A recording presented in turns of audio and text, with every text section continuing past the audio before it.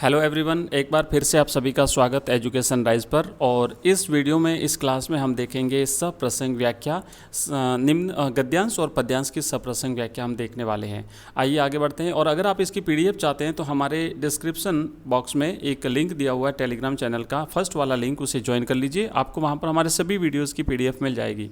आगे बढ़ते हैं तो यहाँ पर देखिए लिखा हुआ है कि निम्नलिखित पद्यांश की सप्रसंग व्याख्या कीजिए। जो 16वां प्रश्न आएगा आपके क्वेश्चन पेपर में, उसमें एक आएगा गद्यांश और एक आएगा पद्यांश, जो आपकी पाठ्य पुस्तक से आएगा। उसकी सप्रसंग व्याख्या कैसे करनी है बेस्ट से बेस्ट तरीके से मैं आपको समझाऊंगा। और ये एक बार अगर आपने समझ लिया ना तो आपका पूरे में से पूरे नंबर मिलेंगे, ठीक है। और सारी चीज़ें मैं बताऊंगा किस तरीके से, क्योंकि इसके अलग अलग नंबर होते हैं, अलग अलग भागों के। संदर्भ के अलग नंबर हैं, प्रसंग के अलग नंबर हैं, व्याख्या के अलग नंबर हैं। ये सब चीज़ें क्या होती है मैं आपको आगे बताऊंगा।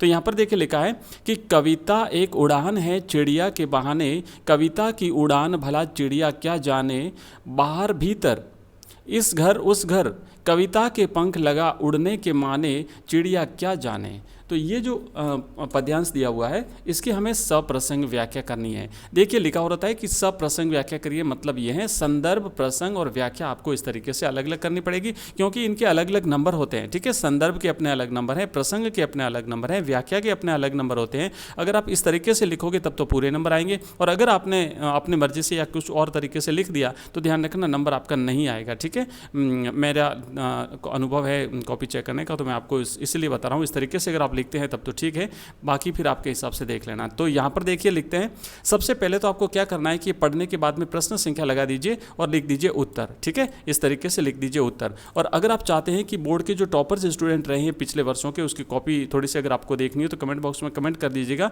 मैं जस्ट आपको 5 मिनट की एक छोटी सी कॉपी हम देख लेंगे किस तरीके से आपको आंसर लिखना है। जो टॉपर्स स्टूडेंट रहे हैं पिछले वर्ष की परीक्षाओं में, उनकी कॉपी जरूर देख लेनी चाहिए। आपको थोड़ा सा जो है कॉन्फिडेंस बढ़ेगा कि कैसे लिखना है।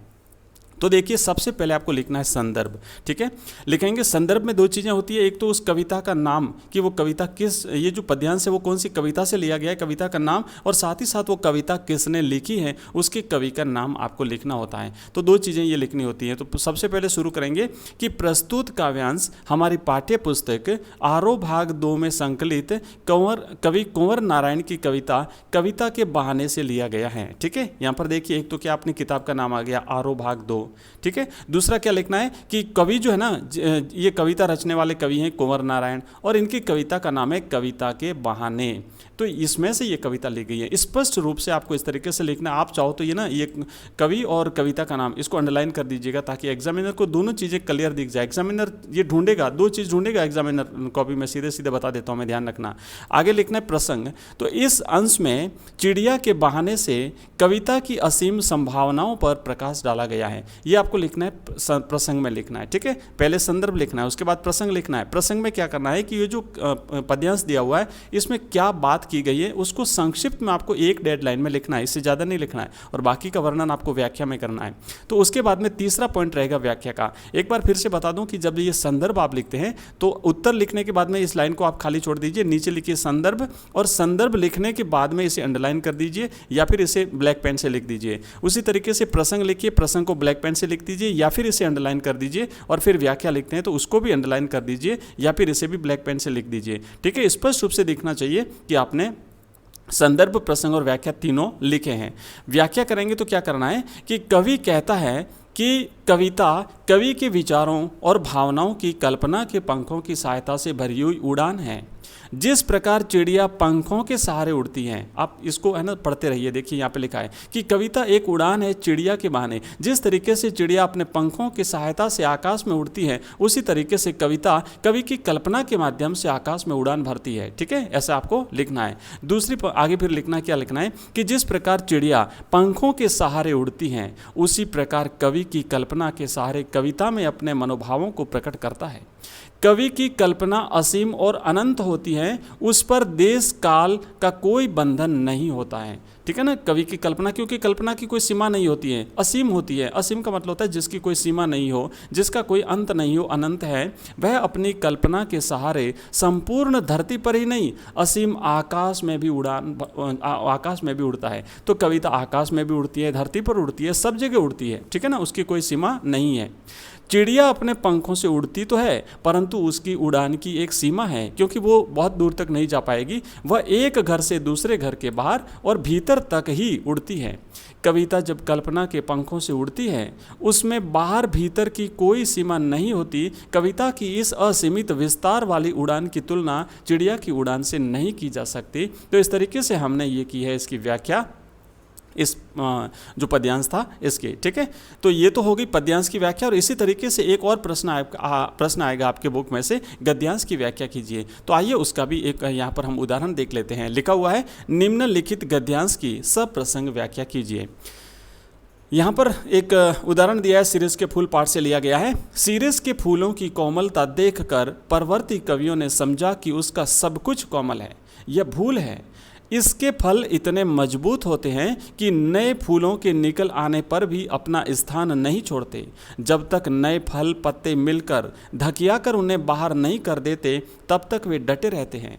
बसंत के आगमन के समय जब सारी वनस्थली पुष्प पत्र से मर्म रहित होती रहती हैं, सीरीज के पुराने फल बुरी तरह खड़खड़ाते रहते हैं।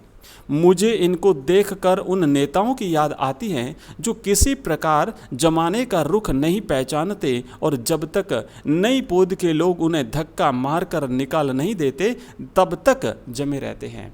तो इसका भी हम देखिए, आइए करते हैं यहाँ पर इसकी भी सप्रसंग व्याख्या।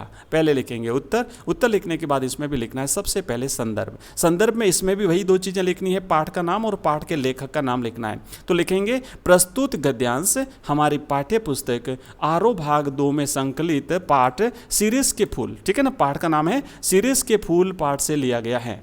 इसके लेखक हैं श्री हजारी प्रसाद द्विवेदी। ठीक है, ये तो आपने दो चीज़ें लिख दी संदर्भ में। उसके बाद में फिर प्रसंग लिखना है। प्रसंग में हम क्या करेंगे कि लेखक सीरीज के फलों की दृढ़ता का रोचक ढंग से परिचय करा रहा है। और अब यहाँ पर हम व्याख्या करेंगे, विस्तार से व्याख्या करनी है कि सीरीज के फूलों की अतिशय कोमलता को देख करके, क्योंकि सीरीज के जो फूल होते हैं ना वो बड़े कोमल होते हैं, तो फूलों की कोमलता देख करके आगे आने वाले कवियों ने समझा कि सीरीज का फल भी इतना कोमल होता है। फूल कोमल होता है, ठीक है ना, लेकिन बाकी इसके फल कोमल नहीं होते हैं। लेकिन कवियों ने समझ लिया कि जब फूल कोमल है तो फल भी कोमल होगा। ऐसा सोचना भ्रम है। सीरीज के फल तो इतने मजबूत होते हैं कि फूल निकल आने पर भी वे अपना, मतलब जब नए फूल निकल आते हैं ना तब भी वो पुराने फल अपने स्थान से हटते नहीं हैं, तब भी वे अपना स्थान नहीं छोड़ते हैं, जबकि प्राय सभी वृक्षों में फल फूल आने के समय गिर जाया करते हैं।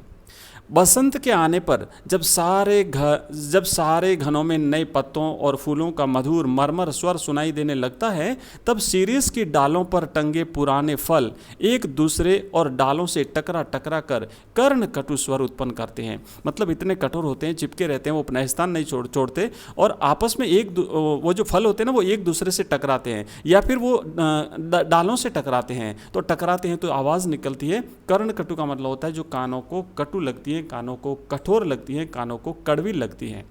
हजारी प्रसाद द्विवेदी जी व्यंग्य करते हुए कहते हैं कि उस समय उनको सीरीज के पुराने फलों को देखकर उन राजनेताओं की याद आने लगती थी जो कि जमाने के रुख को नहीं पहचान पाते और अपने आसनों से चिपके रहना चाहते हैं। मतलब पुराने जो राजनेता होते हैं वो जगह खाली नहीं करते, जब तक वो उनका बस चलता है तब तक वो पदों पर बने रहते हैं, वो अपना जो है पद छोड़ना नहीं चाहते। ऐसे लोगों को समाज की नई पीढ़ी के लोग धक्का मारकर बाहर कर देते हैं। तो ये हमने यहाँ पर की हैं दो व्याख्याएं करी हैं, सप्रसंग व्याख्या। और आने वाले वीडियोज़ में एक और मैं इसी प्रकार की व्याख्या लेकर के आप वीडियोज़ लेकर के आपको जो है इसको अच्छी तरह से समझा दूंगा। और नेक्स्ट वीडियो आएगा, अगला जो वीडियो रहेगा वो आएगा कवि परिचय, ठीक है ना, कवि परिचय और लेखक परिचय, क्योंकि उस पर भी एक प्रश्न आएगा। तो जो इंपॉर्टेंट प्रश्न बन सकते हैं कवि परिचय, लेखक परिचय, वो आपको मिलेगा। और थोड़ी देर के बाद में फिर आपको जो निबंध लेखन है उस पर भी एक वीडियो मिल जाएगा। उसके अलावा अगर आप किसी और टॉपिक पर वीडियो चाहते हैं तो आप इस कमेंट बॉक्स में कमेंट करके मुझे बता दीजिएगा,